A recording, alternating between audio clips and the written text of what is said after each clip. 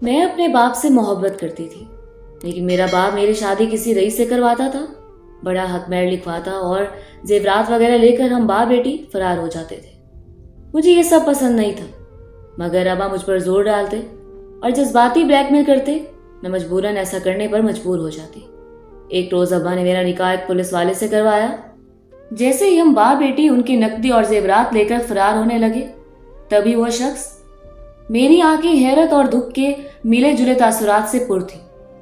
मुझे इस हकीकत का बिल्कुल भी यकीन नहीं था, मगर यही हकीकत है और मुझे इस हकीकत को तस्लीम करना था। सामने पड़े शख्स से मेरी गहरी उनसियत थी, ऐसी उनसियत कि वो मुझे अपने वजूद का एक हिस्सा लगा करता था। मगर हकीकत में वो क्या था, ये मुझे आज पता चला था। मुझे समझ नहीं आ रहा था कि मैं उसके चले जाने पे गम मनाऊं या फिर मुस्कुराऊं, क्योंकि उस शख्स के साथ मेरा अच्छा बुरा वक्त गुजरा था। बचपन से लेकर आज तक इस इंसान ने मेरे हिस्से में आने वाले हर दुख को अपने सीने में छुपाया था और मेरे लिए जिंदगी की हर खुशी खरीदी थी। अगर इसकी हकीकत पता चली तो अब मैं ये फैसला नहीं कर पा रही थी कि मैं इस चीज़ पे सोग मनाऊं या अपनी जिंदगी का एक डरावना ख्वाब समझकर इसे भूल कर अपनी जिंदगी में आगे बढ़ जाऊं। मगर खैर, ये इंसान अब बेसुध था। इससे मुझे बहुत से गिले शिकवे थे। अगर ये जिंदा होता तो शायद मैं इसका गिरेबान पकड़कर और सीने से लगकर इससे इस बात का पूछती, मगर अफसोस अब ये सब नहीं हो सकता था। सामने पड़ा शख्स बेजान था और अब उसकी आखिरी रस्म-ओ-मात अदा करनी थी और उसे मिट्टी के सपुर्द करना था। और उसने सारी उम्र मेरा ख्याल रखा था, अब मुझे उसका ख्याल रखना था, क्योंकि वो बज़ाहिर कोई और नहीं, मेरा बाप था। इस दुनिया के सामने मेरा हकीकी बाप था। मगर मुझे अब पता चला था कि हकीकत क्या थी। मैंने आंखें आंसुओं से साफ की और उसके मुंह पर सफेद चादर डाल दी, क्योंकि उसका चेहरा देखकर मेरा दिल बंद होने लगा था। कुछ ही देर बाद मर्द हजरात इस मैयत को उठाने के लिए आने वाले थे। मैं और मेरे अब्बा सर्द मौसम में एक दूसरे का हाथ पकड़े सुनसान सड़क पर भागते हुए सुन दिमाग और शल टांगों से पुलिस से बचने की कोशिश कर रहे थे। शायद धुंध ने हर चीज को अपनी लपेट में ले रखा था। मेरे हाथ में जेवरात से भरा एक बैग था जो मेरे ससुराली रिश्तेदारों के थे। वो ससुराल जो चंद घंटों के लिए मेरा ससुराल था। हम जल्द और जल्द लारी अड्डे तक पहुंचना चाहते थे, मगर इस कदर सर्द मौसम में सवारी मिलना मुश्किल ही नहीं, नामुमकिन था। अब्बा ने निकाह के वक्त इतनी मोटी रकम अखबार में लिखवाई थी कि जिसके सहारे हम बाप बेटी आसानी से पूरा साल बगैर कोई काम किए गुजारा कर सकते थे। ये मेरा शरई निकाह था, यानी कानूनी तौर पर माजिद अली और मैं समीना फारूकी मियाँ बीवी नहीं थे। निकाह के बाद ही रुखसती का ऐलान कर दिया गया। मेरा दिल खौफ से लरज रहा था, कहीं किसी को हमारी हकीकत का पता न चल जाए, लेकिन अब्बा के चेहरे पर अजीब इत्मीनान था, जिसको देखकर मैं भी मुतमईन हो गई थी। रुखसती के बाद जब मैं अपने ससुराल पहुंची तो सब ससुराली रिश्तेदार जो वहां ठहरे थे, उन्होंने अपने कीमती जेवर उतार कर मेरे कमरे में मौजूद तिजोरी में रखवा दिए, जो कि बहुत मजबूत थी। पुराने तर्ज की इस तिजोरी को चाबियों के बगैर खोलना नामुमकिन था। उन जेवरात को हासिल करने के लिए जरूरी था कि मेरा शौहर माजिद अली इस तिजोरी की चाबियां खुद मेरे हवाले कर दें। वो एक पुलिस ऑफिसर थे, इसलिए मैं नहीं चाहती थी कि उन्हें शक में मुब्तला कर दूं। अच्छी बीवियों की तरह मैं उसके आने का इंतजार करने लगी, यहाँ तक कि रात के 2 बज गए। चाबियां हासिल करने का किस्सा भी बहुत अजीब था। मैंने अब तक अपने शौहर को नहीं देखा था, ना मेरे शौहर ने मुझे देखा था। मैं घूंघट किए सोफे में बैठी थी जब किसी ने उजलत में दरवाज़ा खोला और बाथरूम में जाके बंद हो गया। मैंने घबराहट में घूंघट उठा के नहीं देखा कि वो कौन था। मुझे तो बस हक महर की रकम और तिजोरी में रखे जेवरात की फिक्र थी। किसी तरह मैं उन्हें हासिल करूं और अपने बाप के साथ यहाँ से फरार हो जाऊं। काफी वक्त गुजर जाने के बाद मैंने डरते डरते घूंघट उठाया और इर्द गिर्द के माहौल पर तायराना निगाह डाली। कमरा बहुत नफासत से सेट किया गया था, जिसका हर कोना इस बात को बयान कर रहा था इस कमरे का रिहायशी किस कदर नफीस है। अभी मैं कमरे की चीजों का जायजा ले ही रही थी, मुझे अपने चेहरे पर किसी की नजरें महसूस हुई। मैंने जल्दी से घूंघट कर लिया और माजिद अली के बोलने का इंतजार करने लगी। उसने बगैर मुखातिब किए रोबदार आवाज में मुझे चीख कर सोने का बोला, क्योंकि उसे इसी वक्त थाने में किसी इमरजेंसी की वजह से पहुंचना था। उसने मुझे तिजोरी की चाबियां देते हुए कहा, इसे संभाल के रखो, ये खानदानी तिजोरी की चाबियां हैं।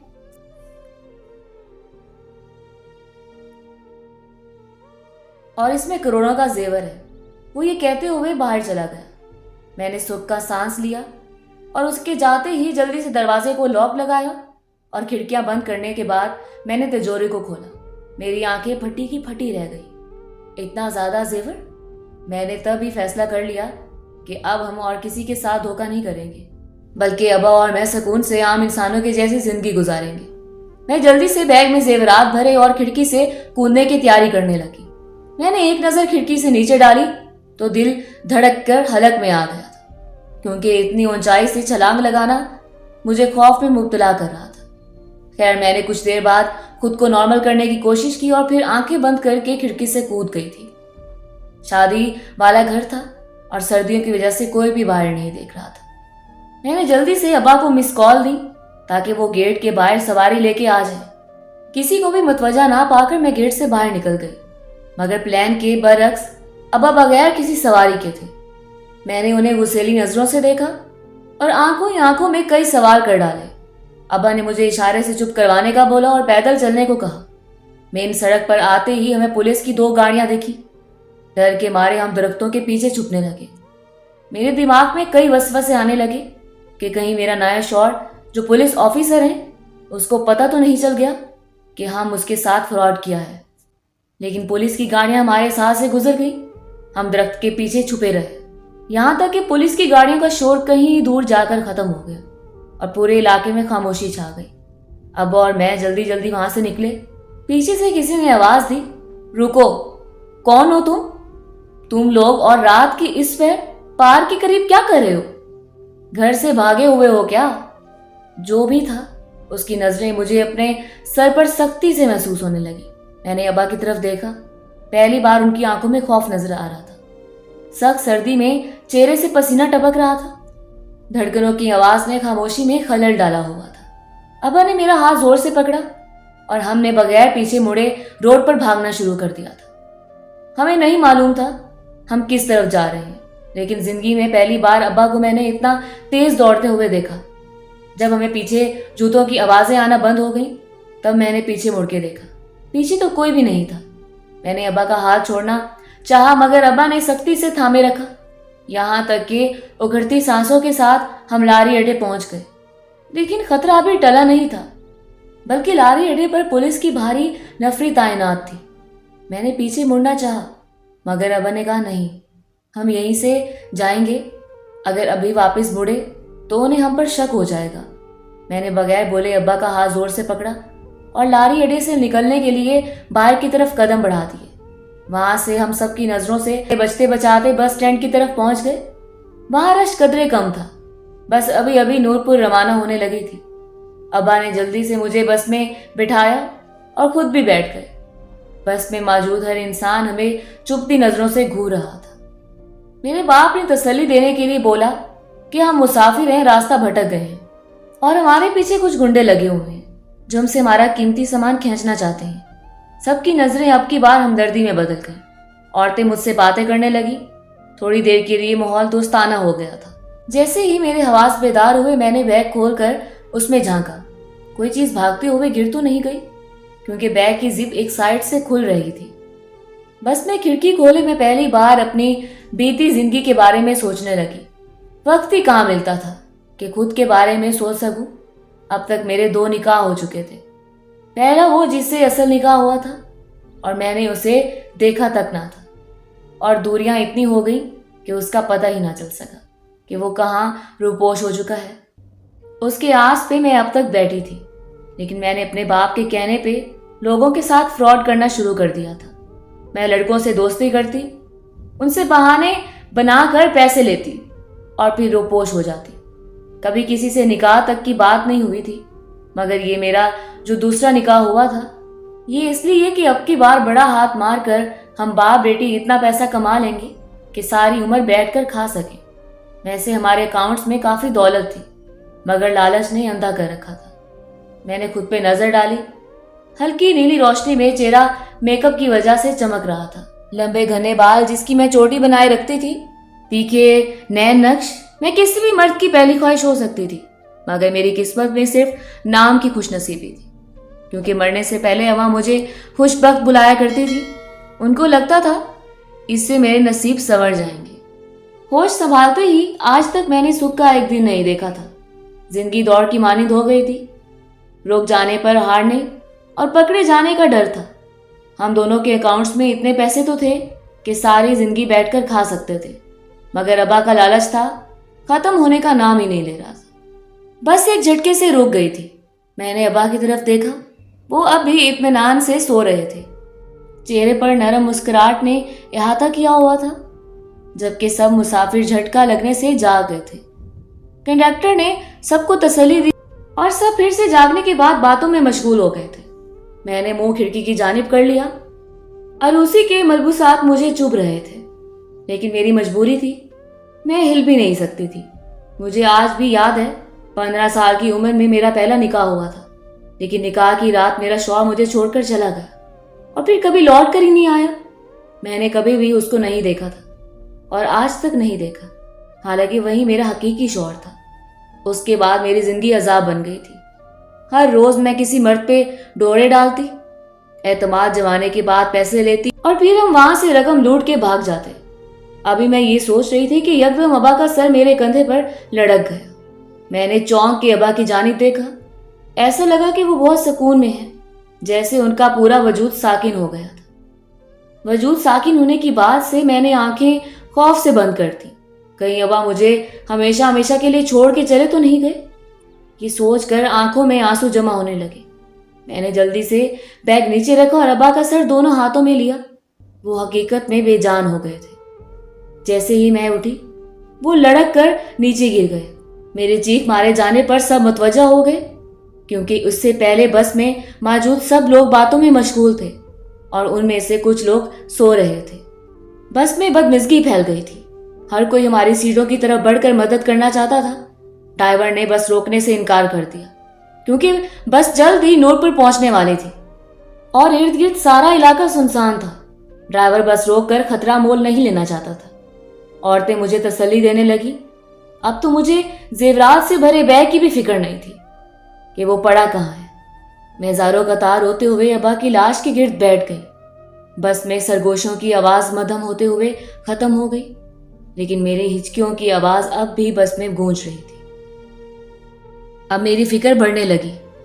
नूरपुर में मैं जाऊंगी तो कहाँ जाऊंगी? मैं तो वहाँ किसी को जानती भी नहीं। मैं अब्बा का बैग ढूंढने लगी, जो छोटा सा था, जिसमें हर वक्त एक डायरी मौजूद रहती थी। अब्बा कहा करते थे, मैं मर गया तो तुम्हारा क्या बनेगा, इसलिए इसमें सब कुछ लिखता रहता हूँ ताकि बाद में तुम्हारे काम आए।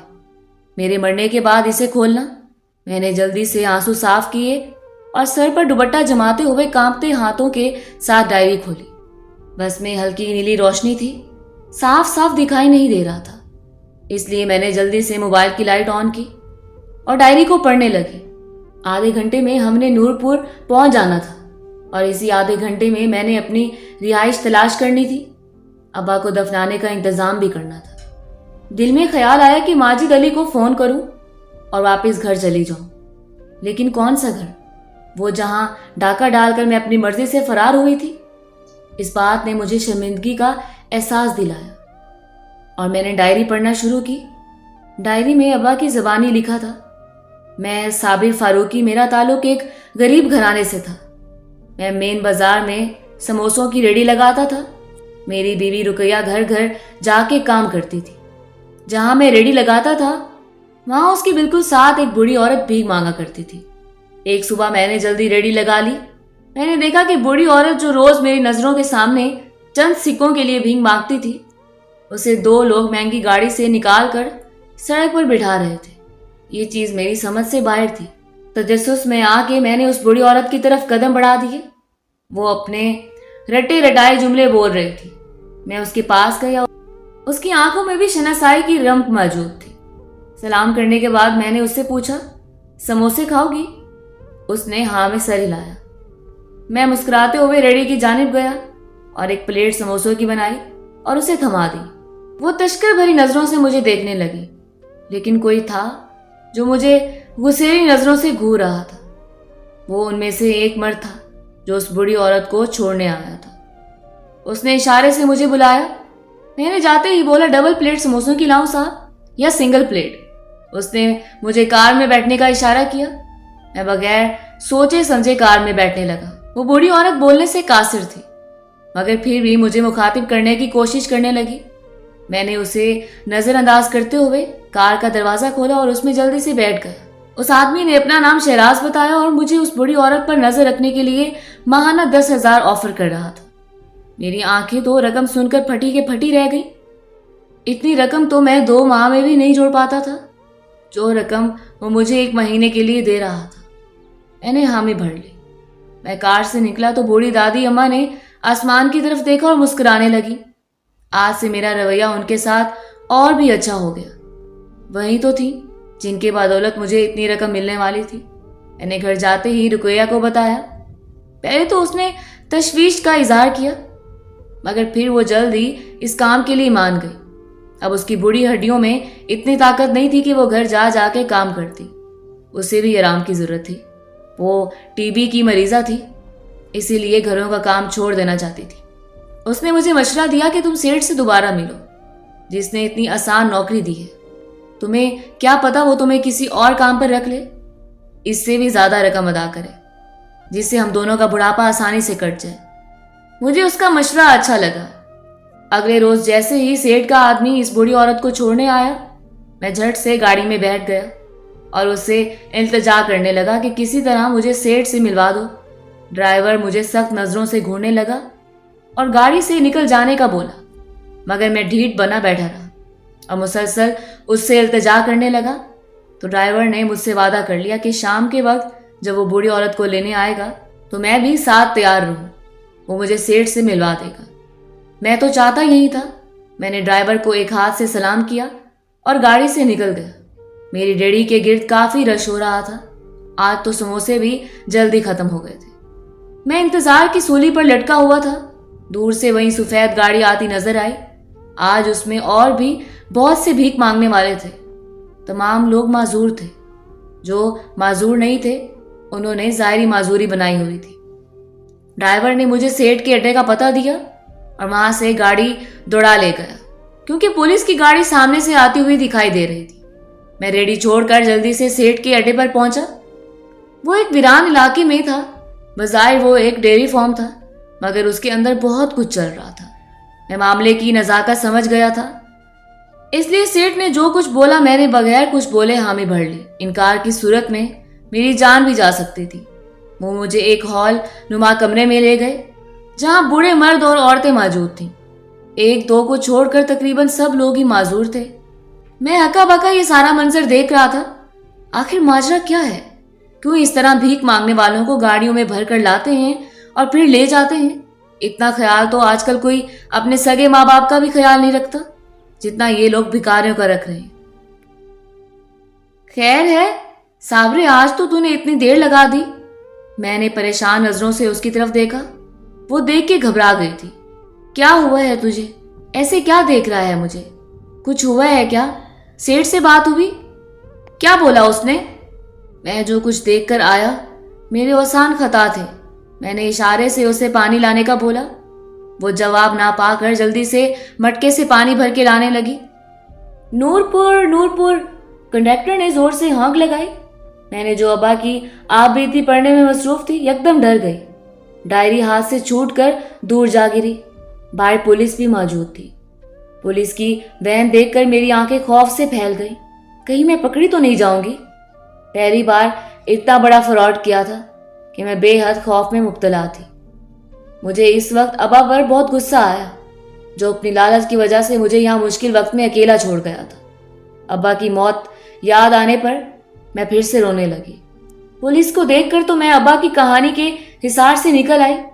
आहिस्ता आहिस्ता सब निकल गए और बस में मैं सिर्फ और अब्बा की लाश बाकी रह गई। ये सोचकर मैंने झरझरी ली कि मैं एक लाश के साथ अकेली बैठी हूँ, लेकिन ये सोचकर आंखें बरसने लगी कि हैं तो मेरे अब्बा ना।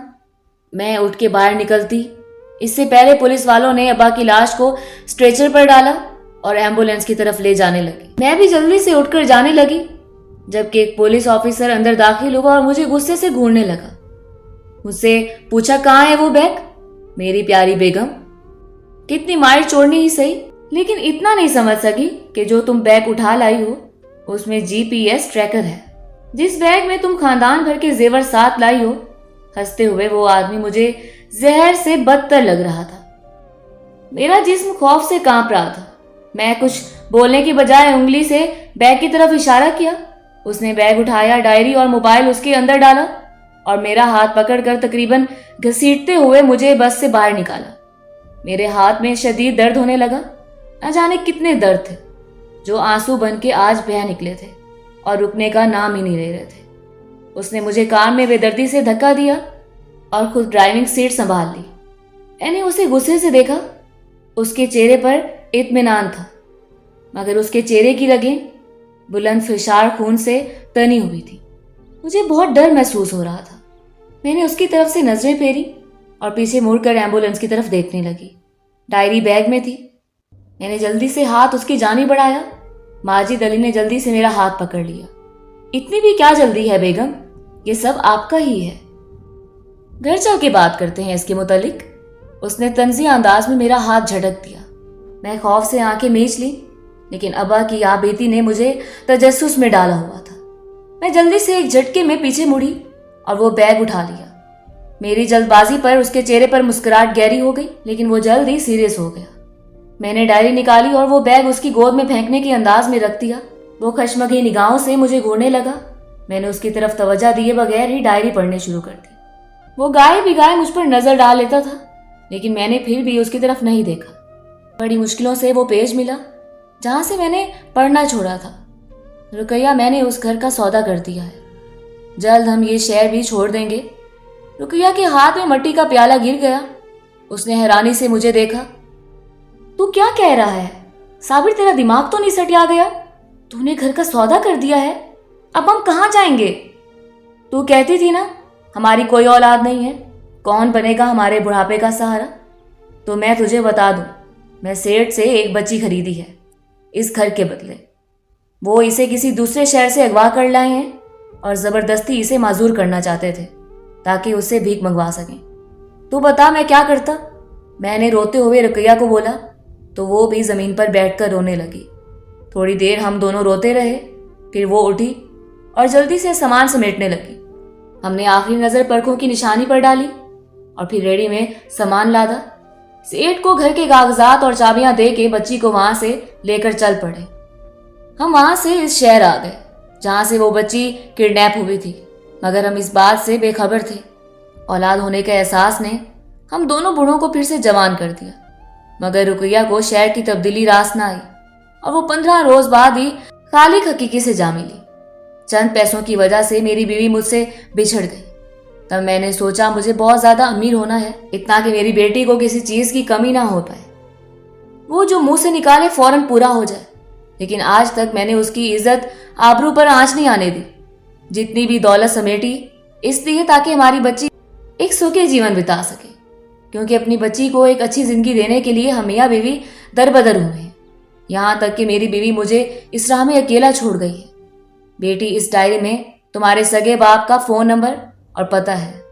हमारे मरने के बाद उनके पास जाना, चाहो तो चली जाना, वरना तुम्हारे अकाउंट में इतने पैसे तो हैं कि तुम बगैर किसी का सहारा लिए सारी जिंदगी गुजार सकती हो। और अपने उन वालिदैन को माफ कर देना जिन्होंने औलाद का सुख पाने के लिए तुम्हारे हकीकी वालिदैन से जुदा कर दिया। तुम्हारा बदनसीब बाप साबिर फारूकी। ये सब पढ़कर मेरी आंखों में आंसू ऐसे बह रहे थे जैसे 25 साल का गुबार बाहर निकलने का रास्ता आज मिला हो। मुझे रोता देख माजिद अली बेचैन होने लगा और मेरे आंसू साफ करते हुए बोला, आज आखिरी बार रो लो जितना रोना है, फिर मैं तुम्हारी आंखों में आंसू ना देखूं। उसने मुस्कुराते हुए मेरी तरफ देखा। मुझे तहफ्फुज़ का एहसास हुआ। उसकी आंखों में मौजूद आंसू मुझसे छुपे ना रह सके। मैंने उसकी तरफ डायरी बढ़ा दी। जैसे ही उसने थामा, जैसे वो उसके लिए सरमाया है। तो एक बात पूछूं? मैंने आंसू साफ करते हुए उसे मुखातिब किया। हाँ पूछो, जो दिल चाहे वो पूछूं। उसने भी हंसते हुए जवाब दिया, मेरे तो 2 निकाह हो चुके हैं, तो फिर मुझे तो ये भी नहीं पता कि मेरा हकीकी शौहर कौन है, क्योंकि वो इंसान भी जिंदा है। फिर आप मुझे बीवी कैसे मान सकते हैं? हमारा तो निकाह ही रजिस्टर्ड नहीं हुआ। मेरी उंगलियां चटखाते हुए वो सवाल पूछे जो खदशे बनकर मेरे दिल में पल रहे थे। औरत का जो पहला निकाह होता है वही उसका हकीकी शौहर होता है। पिछले 10 सालों से मैंने तुम्हें हर जगह ढूंढा है। जानती हो, जब सिर्फ तुम 15 साल की थी तभी हमारा निकाह हुआ था। तुम्हारे सगे वालिद भी उस निकाह में शामिल थे, लेकिन जब साबिर अंकल को ये बात पता चली वो डर गए और उन्होंने शहर छोड़ दिया ताकि रहीम चाचू उन पे कोई केस ना कर दें या तुम्हें उनसे छीन ना लें। तब आप क्यों मुझे छोड़ गए थे? मेरा क्या कसूर था? मैंने रोते हुए शिकवा किया। मेरी ट्रेनिंग कंप्लीट हो गई थी और जॉब के लिए लेटर भी आ गया था। मुझे जाना पड़ा था। उस वक्त मैं तुम्हें अकेला छोड़ने के लिए शर्मिंदा हूं। उसने आखिरी बात सर झुकाते हुए की थी। फिर तो नहीं छोड़ दोगे? मैं उसकी आंखों में देखते हुए पूछा। उसने मुस्कुराते हुए नम आंखों से नफी में सर हिलाया और मुझे लगा जैसे मैं वो दौड़ जीत गई हूं जिसकी जीतने के लिए मैं 10 सालों से भाग रही थी। मैंने नम आंखों से मुस्कुराते हुए माजिद को देखा। वो मेरा वही शौहर था जिसकी आस पे मैं अब तक बैठी थी। ना जाने उसने मुझे कैसे पहचाना था। अब तो काफी अरसा गुजर चुका था। मेरी आंखें अभी भी नम थी। मैंने अपना सर माजिद के कंधे पर टिका दिया और उसने नरमी से मेरे सर पे बोसा दिया और मैंने आंखें मूंद ली। मैं माजिद के साथ घर आ गई थी। घर वाले अभी तक अपने कमरों में चुपचाप सो रहे थे। अब बाकी की रात मैंने अपने इस हकीकी घर में बिताई थी, मगर अब मुझे अपने बाप की आखिरी रस्मोमात की फिक्र थी। माजिद ने मुझे दिलासा दिया और कहने लगा, वो जैसा भी था तुम्हारा बाप था और उसने तुम्हें पाला पोसा बड़ा किया। तुम्हारा हक है कि तुम उसकी आखिरी रस्मोमात अदा करो।